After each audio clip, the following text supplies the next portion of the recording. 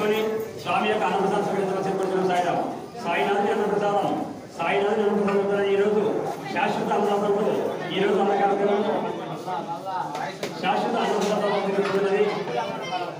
మనం ప్రతి ఒక్కరు కూడా ఈ యొక్క అన్నదానం సాయిరాం స్వామి యొక్క అన్నదానం మహాగొప్పది. ప్రతి ఒక్కరు కూడా స్వామి దర్శనం చేసుకోండి. సాయినాథ్ అన్నదానం స్వామి యొక్క అన్నప్రసాదం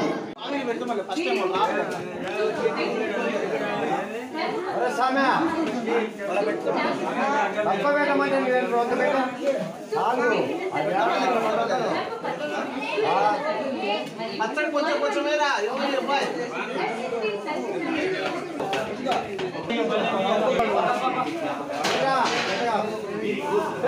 పెట్టాకు